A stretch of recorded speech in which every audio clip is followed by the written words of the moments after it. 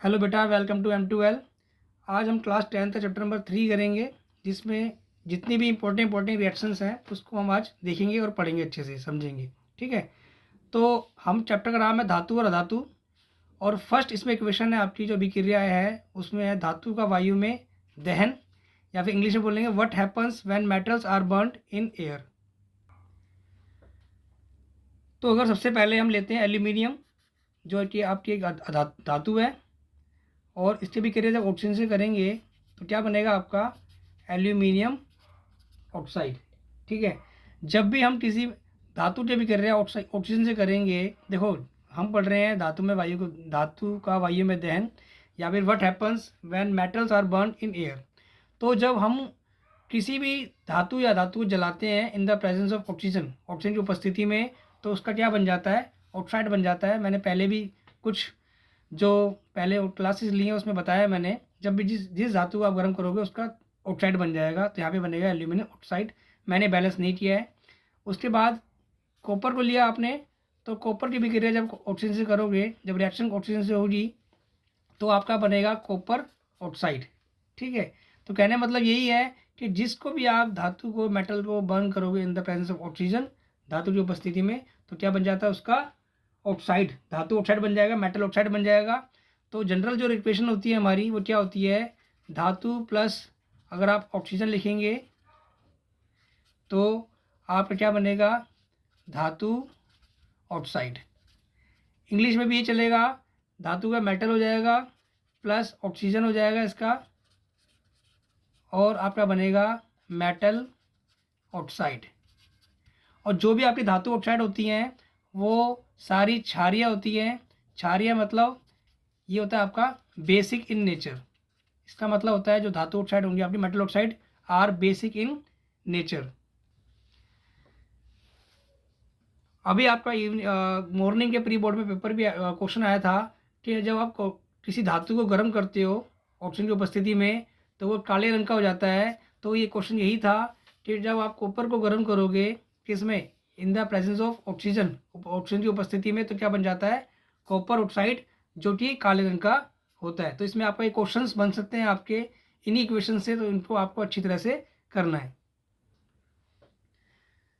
उसके बाद हमने पढ़ा है कि भाई जो जितनी भी धातु ऑक्साइड होंगी वो क्षारीय होती हैं, सारी सारी मोस्टली क्या होती हैं, क्षारीय मतलब बेसिक। लेकिन कुछ धातु ऑक्साइड जैसे आपका जिंक ऑक्साइड या फिर आपका एल्यूमिनियम ऑक्साइड, जो ये ऑक्साइड होती हैं, ये आपकी दोनों ही प्रवृत्ति, मतलब ये आपका बेसिक और एसिडिक दोनों गुणधर्म को शो करती हैं। बेसिक का मतलब ये क्षार का भी काम करती हैं, और आपका ये अम्ल का भी काम करेंगी। ठीक है, कैसा पता चलेगा आपको, देखो जब आपने एल्यूमिनियम ऑक्साइड की विक्रिया जब आपने HCl से किया, तो क्या बनेगा आपका एल्यूमिनियम क्लोराइड प्लस जल। मतलब जब आपने रिएक्शन किया aluminium oxide with hydrochloric acid, तो आपका क्या फॉर्मेशन होगा, aluminium chloride plus water formation होगा।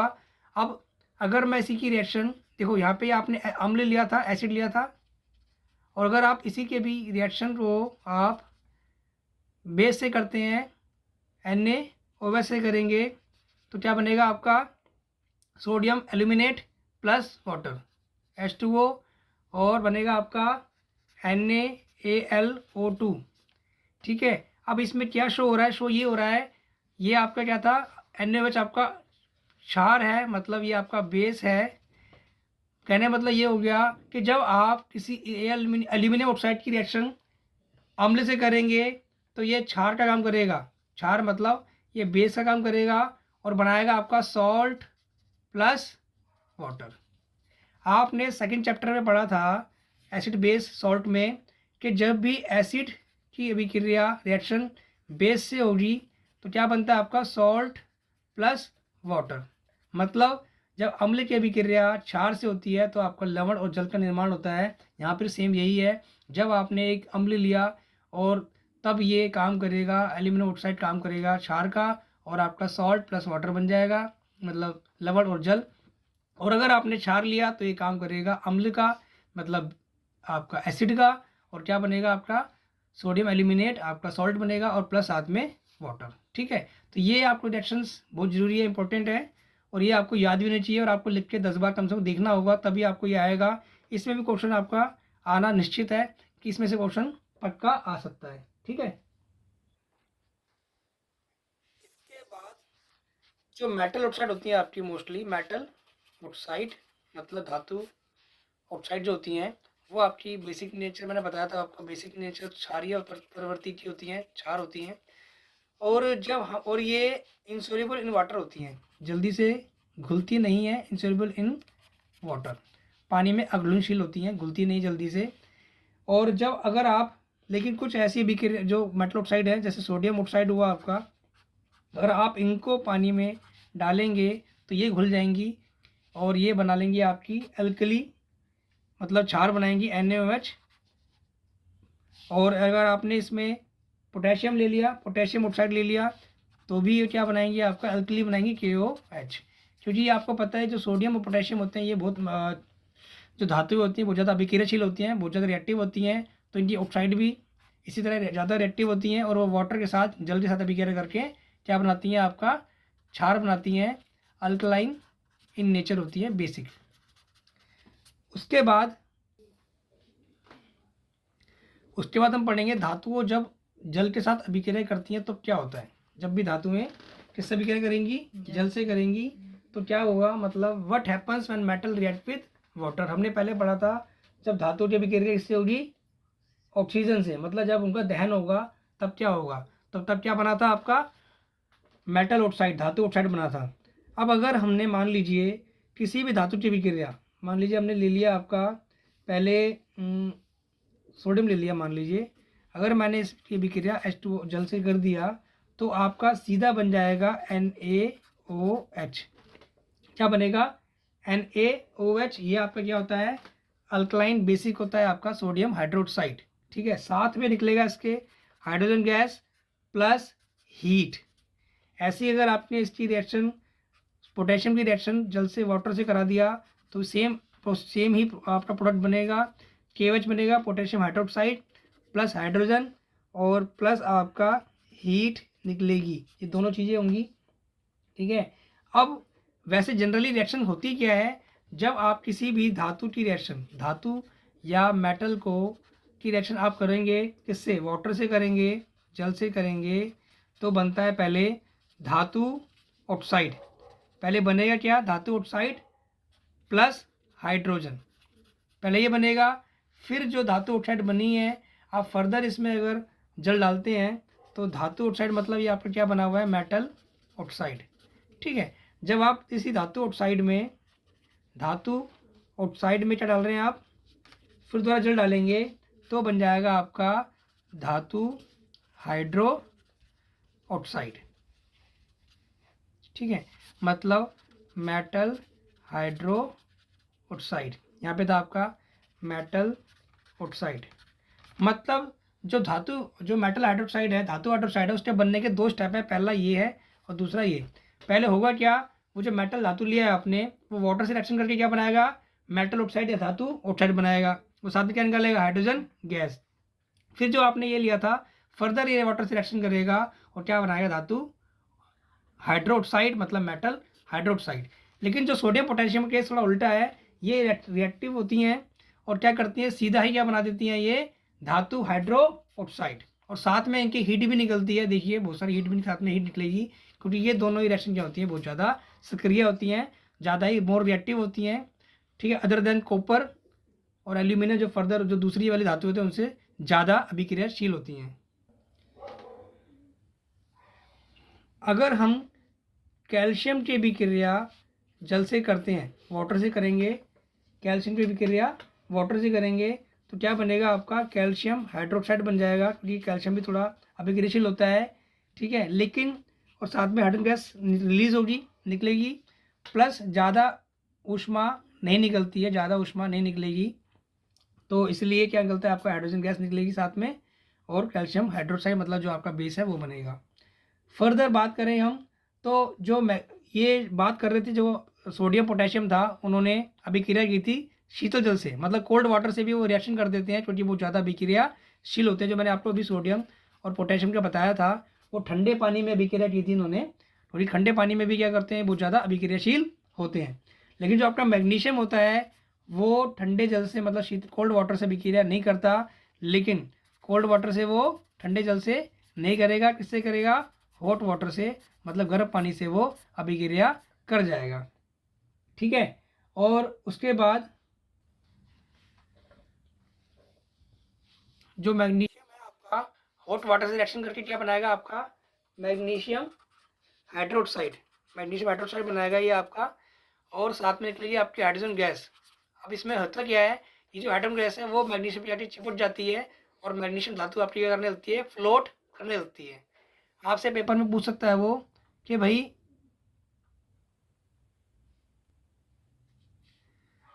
तो मैं आपको क्या बता रहा था कि जब आपकी मैग्नीशियम की अभिक्रिया रिएक्शन किससे होगी, हॉट वाटर से होगी, गर्म पानी से, तो क्या बनता है आपका magnesium hydroxide plus hydrogen gas. ठीक है। और ये हाइड्रोजन गैस इस मैग्नीशियम पे जाके क्या करती है, चिपट जाएगी, स्टिक हो जाएगी, और वो क्या करेगा, उससे हाइड्रोजन वो जो मैग्नीशियम है वो फ्लोट करेगा, फ्लोट मतलब तैरेगा। ठीक है। और अगर हम आगे बात करें तो आपका एल्यूमिनियम है, आपका आयरन है आपका, और जो जिंक है ये वाटर से रिएक्शन नहीं करते हैं। ठीक है। वाटर से रिएक्शन नहीं करेंगे, ना ही ठंडे से करेंगे, ना ही गर्म से करेंगे, ना ही कोल्ड वाटर से, ना ही हॉट वाटर से करेंगे। उसके बाद लेकिन ये किससे भी रिएक्शन कर सकते हैं, ये रिएक्शन करेंगे आपका स्टीम से। स्टीम मतलब जो भाप होती है आपकी, भाप मतलब H2 ही होता है जो आपका एक्वस, उससे अभिक्रिया करेंगे और क्या बनाएंगे, आपका धातु ऑक्साइड, मतलब एल्यूमिनियम का बनेगा एल्यूमिनियम ऑक्साइड, आयरन का बनेगा आयरन ऑक्साइड, और जिंक का बनेगा जिंक ऑक्साइड। जैसे मैं आपको एल्यूमिनियम ले लेता हूँ एक बार मैं, अगर आपने एल्यूमिनियम लिया, एल्यूमिनियम से अभिक्रिया एक्वस, मतलब आपका एक्वस जो भाप है आपकी स्टीम है H2O, उससे अभिक्रिया करिए आपने, तो क्या बनेगा आपका Al2O3 प्लस हाइड्रोजन गैस निकल जाएगी। सेम कंडीशन आपकी होगी आयरन के साथ, तो आयरन के साथ अभिक्रिया क्या होगी, प्लस आपका H2O होगा, एक्वस स्टीम है, और क्या बनेगा Fe3O4 plus hydrogen gas release हो जाएगी आपकी। ये रिएक्शन भी आपकी इंपॉर्टेंट है, क्योंकि ये यहाँ पे लिखा हुआ आपका गैस, ठीक है ना, सॉरी गैस होगा, ये एक्वस नहीं होगा, थोड़ी स्टीम है हमारी, इससे रिएक्शन होगी और क्या बन जाएगा, मेटल ऑक्साइड, एल्यूमिनियम ऑक्साइड और आयरन ऑक्साइड। उसके बाद हम करेंगे मेटल विद एसिड, मतलब reaction of metal with acid. ठीक है। तो धातु की अम्लों के साथ अभिक्रिया, तो क्या होगा देख लेते हैं, पहले हम एक बार सीधा उदाहरण लेके कर देते हैं। मान लीजिए आपने एसिड लिया HCl प्लस आपने धातु ले ली Na, तो क्या होगा यहाँ पे NaCl बन जाएगा और प्लस हाइड्रोजन गैस रिलीज हो जाएगी। मतलब जब आपने मेटल और एसिड की रिएक्शन कराई है आपने, तो उसका क्या बनना है आपका सॉल्ट प्लस हाइड्रोजन गैस, मतलब धातु जनरल क्या बनेगा, धातु मतलब मेटल, आपका मेटल हो गया, प्लस एसिड हो गया आपका, मतलब अम्ल हो गया, और क्या बनेगा आपका लवण, साथ में क्या निकलेगी आपकी हाइड्रोजन गैस निकलेगी। समझ में आया नहीं आया भाई, ये आपका बन गया सॉल्ट प्लस हाइड्रोजन गैस। समझ में आना चाहिए। ये आपकी कॉमन इक्वेशन है, जिसमें आपको याद रखना है कि धातु की अभिक्रिया जब भी अम्ल से होगी तो क्या बनेगा, लवण और हाइड्रोजन गैस रिलीज होगी, क्या निकलेगी, हाइड्रोजन गैस। और ये आपको इस उदाहरण से, आपकी बुक में उदाहरण नहीं है लेकिन मैंने आपको उदाहरण समझा दिया है। इस तरह से आपका जब एक आप एसिड लोगे, एक धातु लोगे, तो क्या बन जाएगा, लवण और हाइड्रोजन गैस निकल जाएगी। उसके बाद इसमें एक और दिया हुआ है, अगर आपने, ठीक है, अगर आपने जो HNO3 अगर लिया, HNO3 क्या होता है आपका नाइट्रिक अम्ल, क्या होता है, नाइट्रिक अम्ल होता है आपका ये, इसे बोलते हैं इंग्लिश में नाइट्रिक एसिड, नाइट्रिक एसिड। तो कहने का मतलब ये हुआ, देखो ये भी अम्ल है, हम बात भी कर रहे हैं धातु और अम्ल की अभिक्रिया, लेकिन अगर आपने HNO3 नाइट्रिक अम्ल, नाइट्रिक एसिड अगर आपने इसकी अभिक्रिया धातु से करा दी, मेटल से करा दिया, ठीक है, अगर आपने मेटल से करा दिया, तो यहाँ पे जो हाइड्रोजन गैस निकल रही थी वो हाइड्रोजन गैस नहीं निकलेगी, वो परिवर्तित हो जाएगी आपकी, ये परिवर्तित इसमें जाएगी, जल में परिवर्तित हो जाएगी। क्यों, क्योंकि ये आपका एक बहुत ही ज़्यादा स्ट्रॉन्ग ऑक्सीडाइजिंग एजेंट है। ठीक है, ये ऑक्सीजन दे देगा हाइड्रोजन को और उसे बदल देगा जल में H2O में, और जो नाइट्रोजन है वो बन जाएगा आपका नाइट्रिक एसिड बन जाएगी, नाइट्रोजन ऑक्साइड बन जाएगी और नाइट्रिक ऑक्साइड, ये नाइट्रोजन ऑक्साइड बन जाएंगी। ये तीन, ये जो नाइट्रोजन है ये इस रूप में, इस फॉर्म में आपका रिलीज हो जाएगा नाइट्रोजन ऑक्साइड की फॉर्म में, ठीक है। और साथ साथ जो भी अभिक्रिया आप बात करेंगे हम, जैसे आपने देखा होगा मैग्नीशियम, एल्यूमिनियम, जिंक और आयरन। हाँ, तो इसमें हम क्या देखेंगे, ये आपको एक आपकी क्रियाकलाप है, एक्टिविटी दी है 3.11, उसमें इस तरह से बता रखा है कि सबसे ज़्यादा जो ऊष्माक्षेपी का मतलब क्या होता है, मतलब आपका एंडोथर्मिक। तो ये जो चार सबसे ज़्यादा अभिक्रिया जो होती है मैग्नीशियम की एंडोथर्मिक होती है। एंडोथर्मिक का मतलब क्या होता है आपका, सॉरी, एड्जोथर्मिक मतलब होता है आपका ऊष्माक्षेपी, उसमें आपकी ऊष्मा निकलेगी, ठीक है, ऊष्मा निकलेगी तो मुझे क्या बोलते हैं, ऊष्माक्षेपी मतलब हीट रिलीज होगी तो बोलेंगे उसको हम एड्जोथर्मिक। तो सबसे ज़्यादा अभी रिएक्शन कौन सी होती है, मैग्नीशियम वाली आपकी क्या होती है, सबसे ज़्यादा एड्जोथर्मिक होती है, ऊष्माक्षेपी। उसके बाद कॉपर का और दिया हुआ है, कॉपर जो होता है वो आपका डाइल्यूट HCl के साथ रिएक्शन नहीं करता, ये ध्यान रखना पड़ेगा। जो कॉपर होता है वो तनु अम्ल से, हाइड्रोक्लोरिक अम्ल से अभिक्रिया नहीं करता, ये आपको याद रखना पड़ेगा। अगर पेपर में पूछ लिया कि भाई अगर कॉपर की अभिक्रिया तनु अम्ल से किया जाए, करता है या नहीं करता, 1 नंबर का आपका बन जाएगा कि आप बता दो कि भाई वो अभिक्रिया नहीं करता है। इसमें थोड़ा सा एक और चीज़ बताना चाहता हूँ मैं आपको, एक होता है आपका एक्वारेजिया। एक्वारेजिया होता है, इसका मतलब क्या होता है, ये आपका इस तरह से 3:1, ये होता क्या, एक सॉल्यूशन है जो दो चीज़ों को मिलाने से बनता है 3:1 में, ठीक है। 3:1 में क्या होता है आपका, ये होता है आपका 3 अनुपात होते हैं आपके कॉन्सेंट्रेटेड HCl हाइड्रोक्लोरिक एसिड, और एक होता है आपका कॉन्सेंट्रेटेड HNO3, ठीक है। अगर आपने 3 पार्ट लिया सांद्र हाइड्रोक्लोरिक अम्ल का और एक भाग लिया आपने सांद्र नाइट्रिक अम्ल का, तो क्या बन जाएगा आपका एक्वारेजिया।